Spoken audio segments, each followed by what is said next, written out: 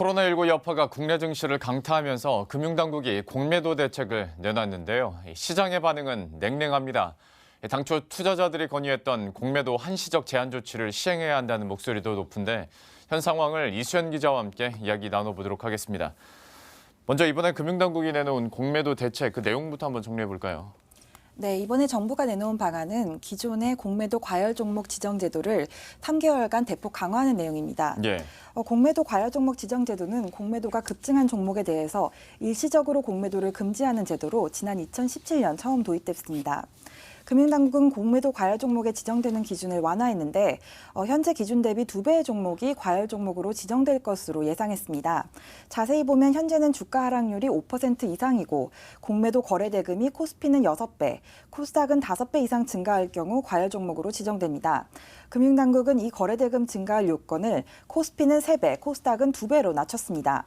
또한 주가가 20% 급락하는 종목은 코스피 거래대금 증가율 조건을 2배, 코스닥은 1.5배로 하는 기준도 신설했습니다. 특히 그동안에는 과열 종목으로 지정되면 공매도가 금지되는 기간이 하루였는데 이 기간을 2주, 10거래일로 대폭 늘렸습니다. 비교해보면 기존의 기준이나 그리고 거래 정지 그리고 그 공매도 금지 기간 좀 많이 늘어났는데 시장의 반응은 좀 냉랭하다면서요? 이게 왜 그런 겁니까? 네, 정부가 공매도 대책을 꺼낸 것은 긍정적이지만 대책 수위에 대해서 실망하는 목소리도 나오고 있습니다. 그동안 공매도 대책에 대해서 가장 목소리를 높였던 건 김병욱 더불어민주당 의원인데요. 금융위원회의 공매도 과열 종목 지정제도 강화 대신 한시적 공매도 금지 규제가 필요하다는 입장입니다. 전화 인터뷰 내용 함께 듣겠습니다.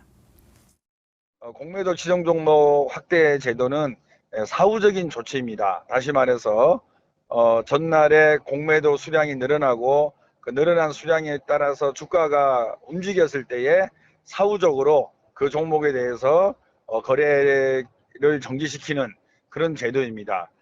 그런데 지금 전 세계적으로 코로나19로 많은 경제의 어려움이 예상되고 또는 시장의 불확실성이 높아지면서 요동이 칠 거라고 생각하는데요.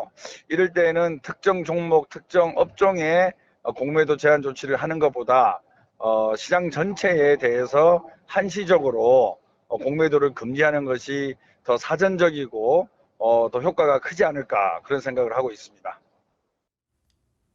네, 김 의원과 다수의 개인 투자자들은 그동안 꾸준히 공매도 한시적 제한 조치가 필요하다고 주장해왔습니다. 또한 경실련도 공매도 대책이 나온 어제 자료를 내고 이번 대책의 수위가 충분하지 않다고 비판했습니다. 예. 그러니까 일정 기간 동안은 공매도를 아예 금지하자라는 건데 과거에 언제 이런 사례가 있었습니까? 네, 과거에 2008년 금융위기 때 그리고 2011년 유럽 재정위기 때 두 차례 이 제도가 시행된 적이 있습니다. 예. 지난 2008년 금융위기 때는 그해 10월부터 이듬해 5월까지 8개월 동안 전 종목의 공매도가 금지됐습니다. 유럽 재정위기 때에는 2011년 8월부터 10월, 11월까지 3개월 동안 금지됐었고요. 이번 대책과 비교하면 훨씬 광범위한 공매도 규제입니다. 전 종목에 대해서 수개월 동안 공매도를 할 수 없는 조치인데요. 그에 비해 공매도 과열 종목 지정제는 이제 이미 주가가 하락한 종목에 대해서만 또 공매도가 급증한 종목에 대해서만 이렇게 부분적으로 브레이크를 거는 수위의 대책입니다. 공매도는 그동안 늘 국내 증시에서 논란이 많았던 주제입니다. 외국인과 기관 투자자들은 공매도를 통해 차익을 거두고 반면 개인 투자자들은 공매도로 인해 이제 주가가 하락한 그런 피해를 본다. 이런 주장이 꾸준히 제기가 되었었는데요. 예. 특히 장애 폭락이 예상되는 위기 상황에서는 공매도부터 막아야 된다는 주장이 제기됐었습니다.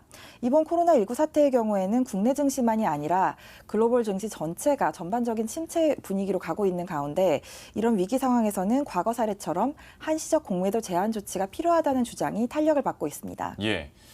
이런 주장들이 계속 나왔으니 금융당국 측에서도 검토는 했을 텐데 이번에 굳이 한시적 공매도 제한 조치를 안 한 이유도 좀 궁금하고 대책 나온 이후로 실효성에 대한 의문들도 계속 있더라고요. 좀 어떻습니까? 네, 맞습니다. 금융위원회는 그동안 한시적 공매도 제한 조치에 대해서 충분히 검토했다고 밝혔습니다. 네. 다만 어제 아시아시장과 또 뉴욕 선물시장 등이 어느 정도 안정세를 보였고 이를 감안해서 부분금지 조치안으로 최종 결정했다는 입장입니다. 공매도 자체는 불법이 아니고 주가의 거품을 거두는 이제 순기능도 있기 때문에 이런 점을 감안해야 된다는 입장이고요. 시장의 전반적인 공매도 금지에 대해서는 신중히 접근해야 하고 또 글로벌 이런 증시 동향도 살펴가면서 결정해야 된다는 사안입니다. 또 과거 2차례 공매도를 금지했을 때도 글로벌 금융시장의 위기 확산을 막기 위해서 국제 공조 하에 이제 실시했다고 하는데요. 다시 말해서 국내 증시를 위해서 한국 정부가 단독으로 이렇게 결정할 수 있는 사안은 아니라는 뜻입니다. 예. 금융위는 앞서 수차례 이제 컨틴전시 플랜을 언급했습니다. 공매도 규제도 이 플랜의 하나인데요. 일단은 공매도 규제 자체를 꺼낸 것 자체가 금융당국도 어느 정도 이 상황을 위기로 보고 있다는 뜻으로 분석할 수 있을 것 같습니다. 한편 어제 장은 코스피가 사흘 만에 반등하고 코스닥이 600선을 지키면서 마무리됐는데요. 시장 일각에서는 이번 대책으로 코스닥 일부 업종들은 수혜를 볼 수도 있다 이런 목소리도 나오고 있습니다. 예. 다만 이번 공매도 대책의 효과를 장담할 수는 없고 또 코로나19 여파가 어느 정도 장기화될 수도 있기 때문에 정부가 추가적인 대책을 내놓을지는 좀 더 지켜봐야겠습니다. 예. 지금까지 이수연 기자와 함께했습니다. 잘 들었습니다.